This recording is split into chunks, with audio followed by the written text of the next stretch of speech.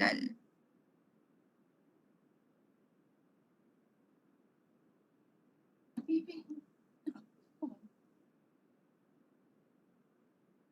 Okey, ayat yang seterusnya.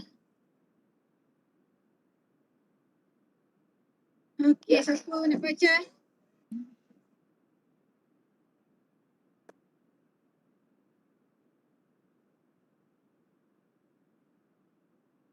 Ya, ayat seterusnya. Saya Rata. Ya, silakan. A'udzubillah minasyaitonirrajim. Rijalul la tulhihim tijaratun wala bai'un an zikrillah wa iqamis salat wa ita'iz zakah yakhafuna yawman tataqallabu fihi al-qulub wal absar.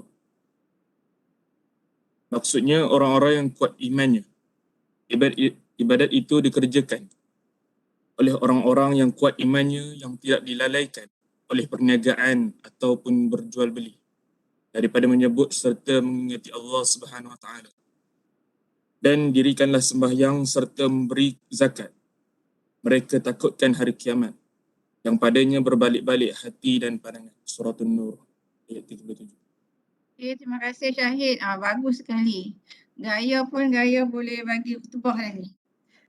Okay, jadi dalam ayat ini dia lebih khusus lah. Okay, lebih khusus. Dalam nampak kat situ ada disebut tentang jual beli ataupun tentang perniagaan. Dan Allah perintahkan untuk mengeluarkan zakat. Jadi ayat ini menjadi dalil kepada kewajipan zakat perniagaan. Okay, ayat yang tadi dia lebih khusus, dia umum. Tetapi ayat yang kedua ini dia lebih khusus kepada perniagaan. Okay.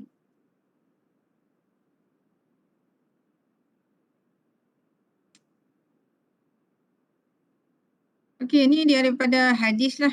Okay, sebenarnya banyak hadis saya tak masukkan. Okay, saya hanya masukkan satu contohnya. Satu contoh sahaja. Hadis yang diriwayatkan oleh Imam Bukhari. Okey, ini pun tentang zakat perniagaan di mana disebut tentang jika sesuatu harta itu berkongsi bercampur oleh dua orang maka keduanya saling mengeluarkan zakat dengan adil. Sesuai dengan kadar atau bahagian masing-masing. Okay.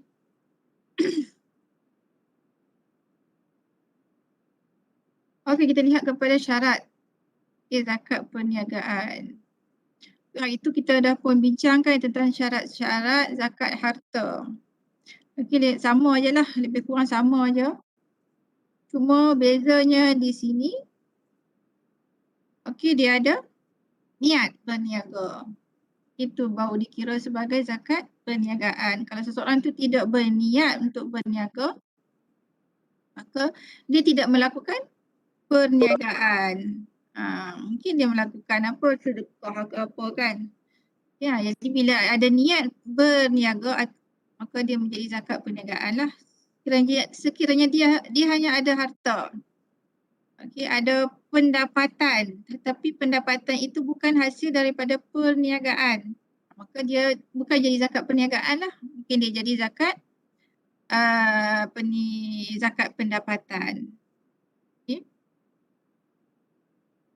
Ini halal. Itu mestilah perniagaan yang halal lah. Harta-harta sumber-sumber perniagaan itu ataupun harta-harta perniagaan itu mestilah berasal daripada sumber yang halal. Okay, contoh yang tidak halal ni ialah mungkin dia ada wang tunai.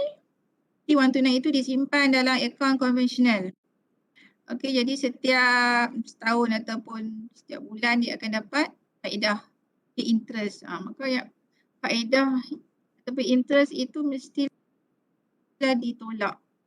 Okey, dia adalah sumber yang haram yang tidak menjadi harta yang perlu dizakatkan.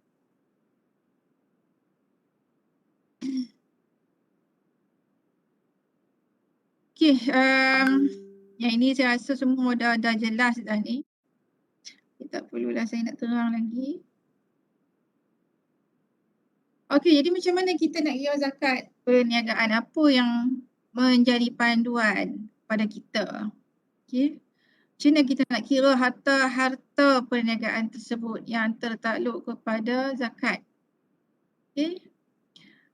Dalam penyata kewangan, kita ada dua jenis. Satu penyata pendapatan. Okey. Yang kedua ialah kunci kira-kira. Jadi kalau kamu dah belajar akaun, kamu dah faham dah semua ni kan. Okay. Ataupun masa sekolah dulu ambil subjek prinsip akaun. Okay, kamu faham lah.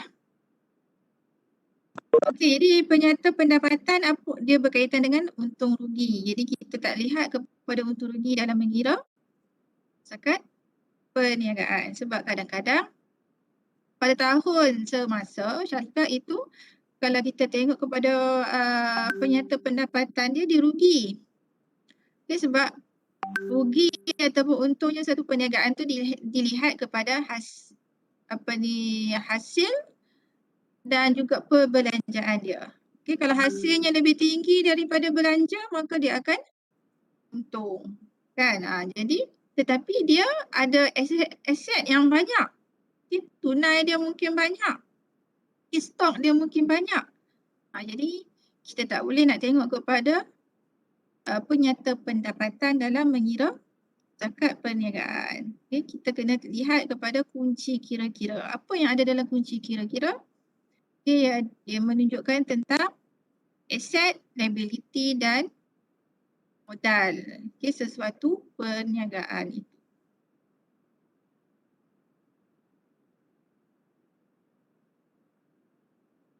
Okey, jadi ada 3 kaedah. Okay, ada 3 kaedah dalam mengira zakat perniagaan. Yang pertama, modal dan perkembangannya. Itu kita melihat kepada modal terkini.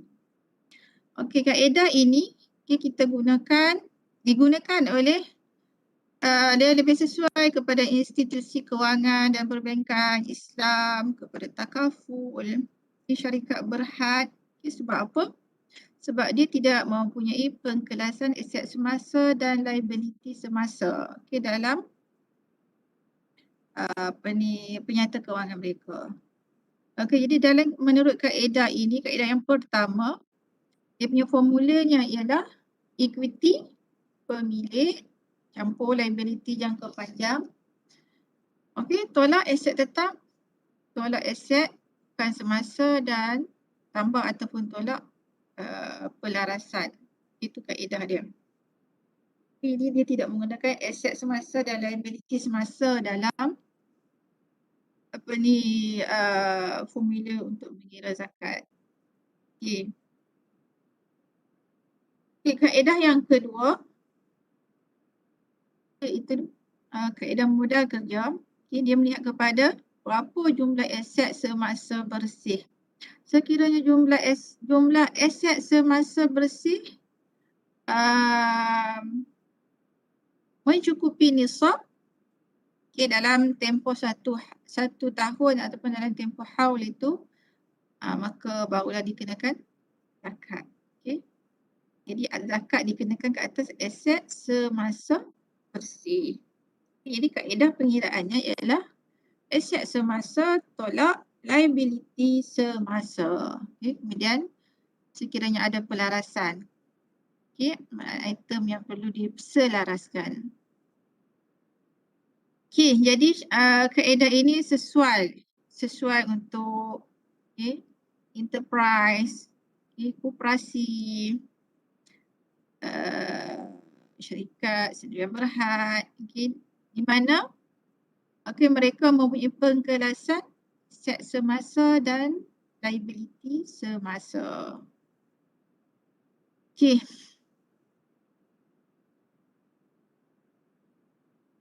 Okay, jadi dalam kaedah kedua ini, aset yang kena zakat ialah aset yang produktif. Okay, kita lihat balik kepada syarat-syarat tadi kan. Okay, syaratnya mestilah mana produktif. Kalau berniat, kita tak ada dalam ni campur sempurna hak milik dalam setahun berniat. Tak ada. Tapi syarat dia ialah mestilah yang produktif lah. Sebab itulah jenis aset yang produktif ni ialah contohnya seperti stok. Stok yang dah ready dah untuk dijual ataupun end products lah. Jadi bila dia masih lagi raw material, masih lagi bahan mentah, maka dia tidak dikenakan zakat kerana dia tidak masih lagi belum menjadi aset yang boleh dijual. Boleh berkembang. Aset itu boleh berkembang ataupun mempunyai sifat an-nama'. Bagi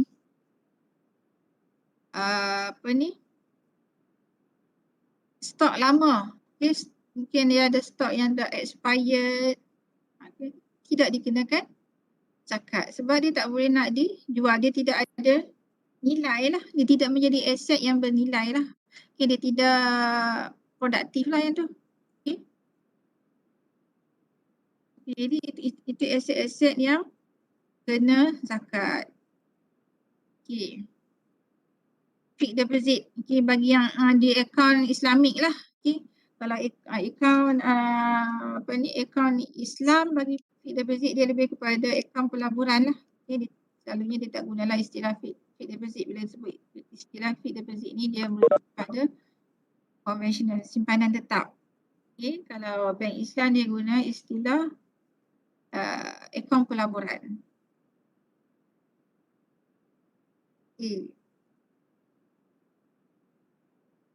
Itu kaedah yang kedua. Dia ada penyata kewangan, kunci kira-kira yang ada pengkelasan aset semasa dan liability semasa. Tapi bagi perniagaan-perniagaan yang tiada akaun, tiada penyata kewangan, seperti peniaga pasar malam, peniaga kecil-kecil, pasar tani, mungkin ada restoran yang kecil-kecil ni, kedai makan, gerai, kedai jual roti canai, jual kuih. Itu semua biasanya mereka tidak ada lah kan penyata kewangan yang detail macam syarikat-syarikat yang tadi. Jadi kaedah pengiraannya macam mana? Itu dengan kaedah yang ni baru dia guna kaedah untung rugi disebabkan mereka tidak ada penyata kewangan. Mereka tak buat.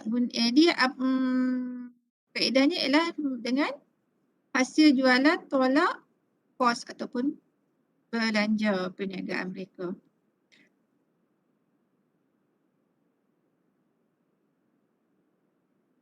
Jadi secara ringkasnya kalau tiada stok barang, seperti kontraktor, dia mungkin hanya ada di segi rekod dia lah terimaan perniagaan dan perbelanjaan perniagaan. Seperti jual kuih, jual roti canai. Dia ada berapa dia punya sales, jualan dia,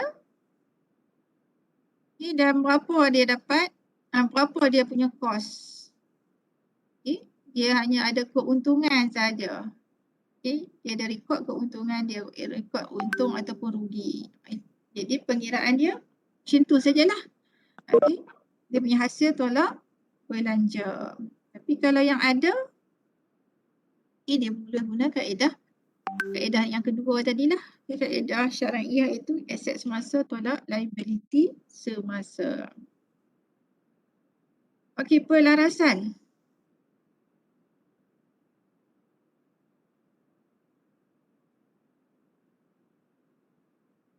Pelarasan. Pelarasan dimaksudkan dalam proses pengiraan zakat adalah perkara-perkara yang perlu ditolak, perlu dicampur bagi menentukan kadar zakat yang dikenakan. Kita buat pelarasan sama ada kita nak dia ni perlu ditolak daripada aset semasa ataupun dia perlu ditambah balik kepada aset semasa ataupun perlu ditambah kepada liability. Okay, asalnya kita menolak liability kan. Dalam kaedah tadi kita tolak liability. Okay, aset semasa tolak liability. Tapi bila dalam pelarasan ni mungkin ada liability yang perlu kita tambah balik. Okay, yang dia tertakluk kepada zakat. Jadi kita kena tambah. Okay, pelarasan ini juga sangat perlu untuk memastikan zakat yang dikeluarkan itu tidak bercampur dengan perkara haram. Okay, seperti kalau dia simpan di akaun bank konvensional, so dia dapat interest. Okay, dia dapat interest, maka dia perlu ditolak lah daripada aset semasa. Okay, sebab dia bukanlah aset yang perlu dizakatkan. Sebabkan dia adalah harta yang haram. Okay, dan tidak memberi bebanan kepada pengeluar zakat. Ini antaranya untuk mengelakkan daripada berlakunya dua kali pengiraan zakat pada harta yang sama. Okay, seperti dividen. Okay, dia melabur dalam syarikat lain, kemudian dia dapat dividen. Okay, syarikat itu sebelum dia bagi dividen, dia telah pun menzakatkan harta perniagaan dia. Okay, jadi dividen itu telah pun dibayar zakat lah. Okay. Jadi dekat sini,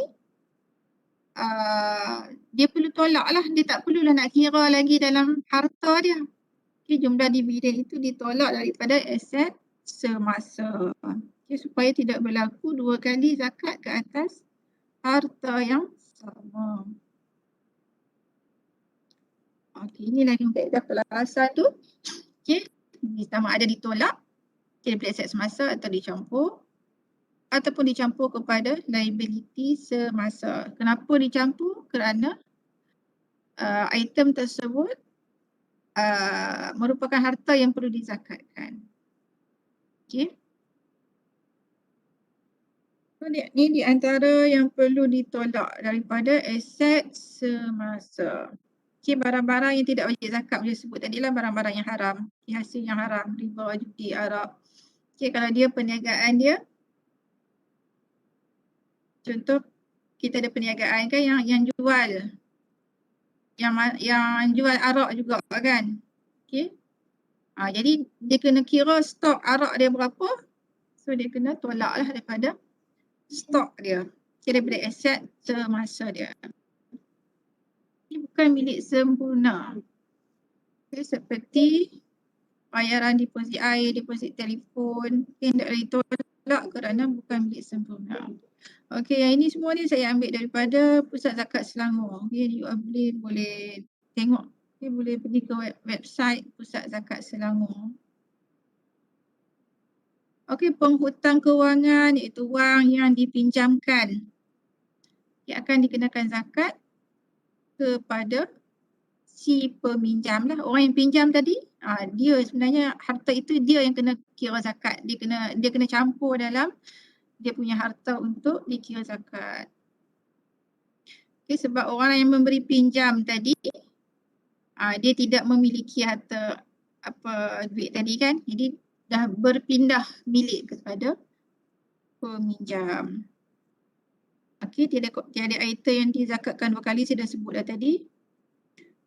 Okey, stok akhir, barang siap sahaja yang dikira. Okey, sebabkan barang yang belum siap lagi, dia tidak ada, dia tidak boleh lagi dijual. Belum boleh dijual. Okay, harta itu mestilah produktif. Okay, kalau stok yang dah lupus, yang mungkin dah expired. Okay, cuma contohnya dia ada kedai runcit. Okay, dalam kedai runcit dia adalah beberapa barang ataupun stok yang dah expired.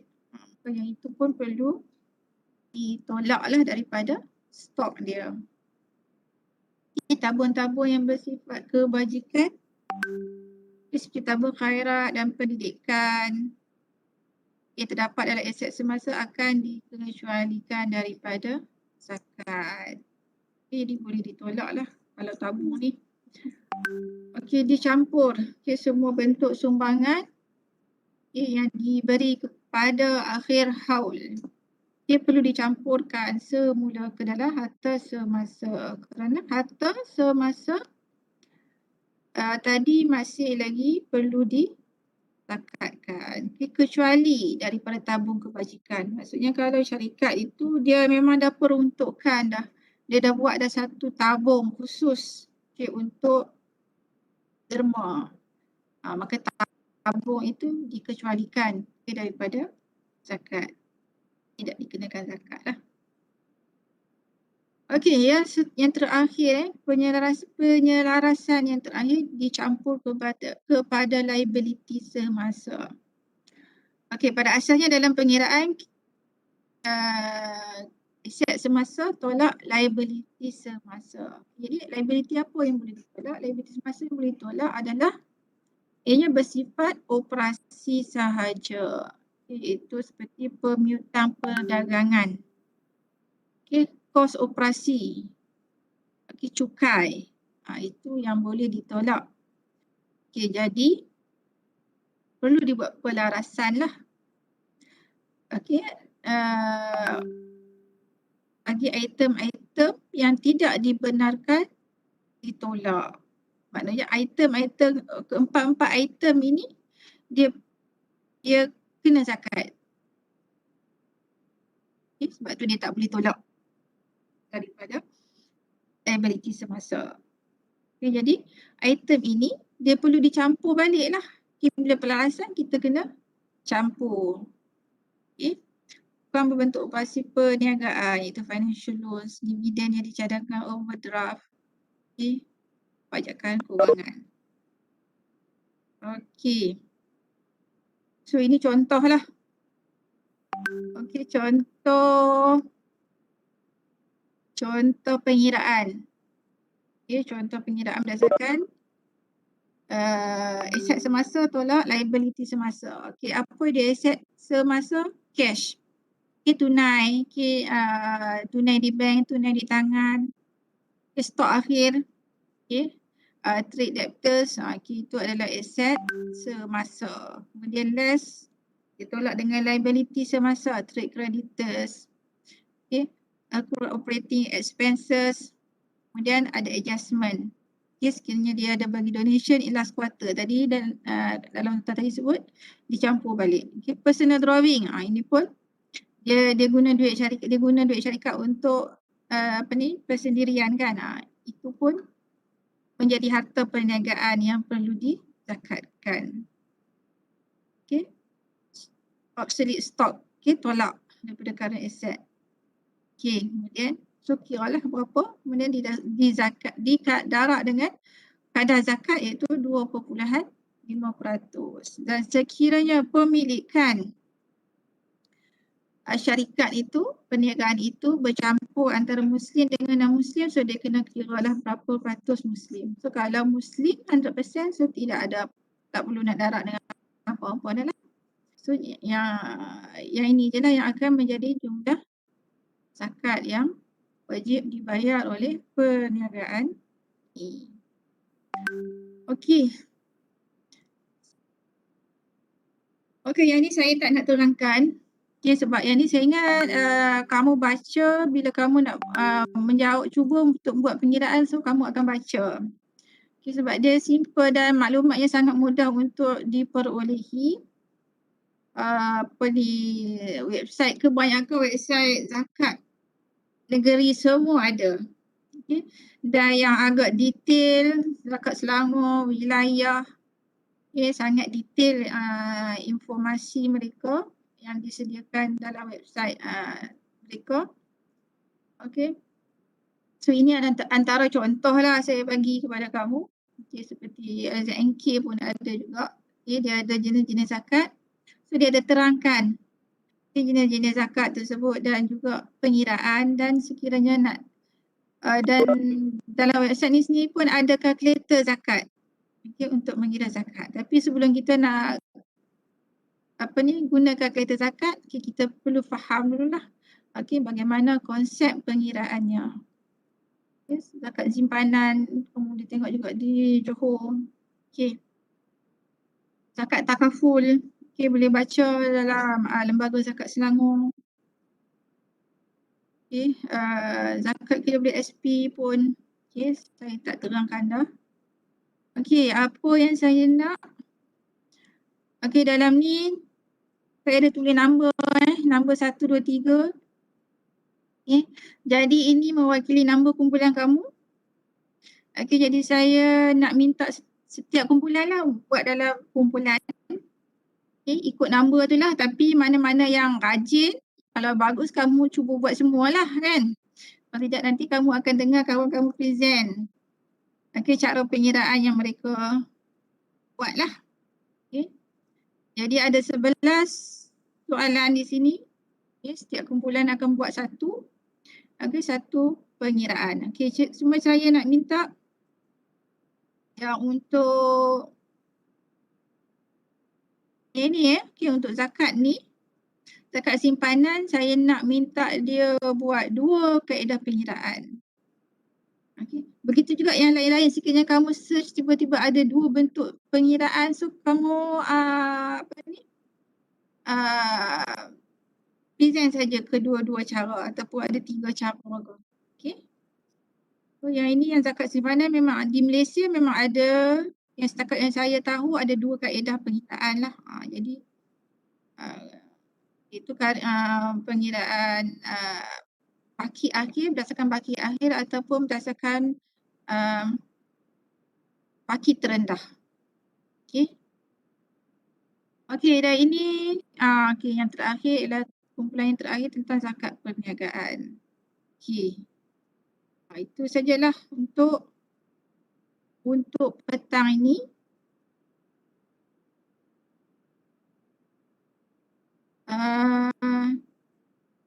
Saya sebab saya ada hal ni. Record, share, sekejap saya nak share. Siapa yang tak ni lagi?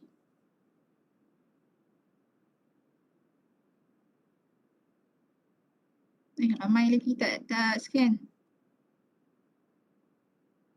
Arif ada, Sumayyah ada. Iman ada, Siti Nurmaisarah. Aisyah? Ada. Rina? Aisyah ada. Rina? Ada. Fina? Ada. Azizul? Nurhanis? Ada doktor. Nurhanis Ya. Okay, Puteri? Nuraina? Ada doktor. Surina? Ada doktor. Muhammad Aqil? Ada doktor. Okay, so 3 orang tak ada. Azizul, Siti Maisarah, Sumayyah. Tak menyahut tu, tak ada tu. Okey. Okey, saya rasa itu saja untuk petang ni. Doktor saya ada tadi, dia punya Ha? suara tak keluar. Dia Tak bunyi dengar. lambat, dia punya suara lambat. Oh, iya ke? Siapa? Azizul ada? Saya Sumayyah. Sumayyah ada? Ada. Siti Maisarah je tak ada Ustazah, Okay. tadi yang slide Ustazah tunjuk tu nak buat apa? Slide tadi tu kan ada soalan, ada nama-nama kan? Yang nombor 10 dia Kumpulan Ustaz 10 lah. 10 lah. Setiap kumpulan ambil nama tu lah. Okay, Saya kita tengok, Ha? saya tengok kat situ dia tulis 2 kaedah kira zakat simpanan je kan? Ya betul. Kalau kamu jumpa ada 3 kaedah, ambil 3-3 lah semua. Okey. Okey, saya rasa itu sahaja untuk petang ini. Boleh kamu present pada hari Ahad nanti? Pengiraan zakat. Okey? Semua tak mampu ni? Boleh. Okey, baik. Okey, itu sahaja untuk hari ini. Kita jumpa lagi insya-Allah pada minggu hadapan. Okey, Assalamualaikum warahmatullahi wabarakatuh. Saya lupa record hari ni. Tak ada orang peringat kat saya. Okey, terima kasih. Sorry doktor, letak banyak cakap dalam kelas. Okey, tak apa.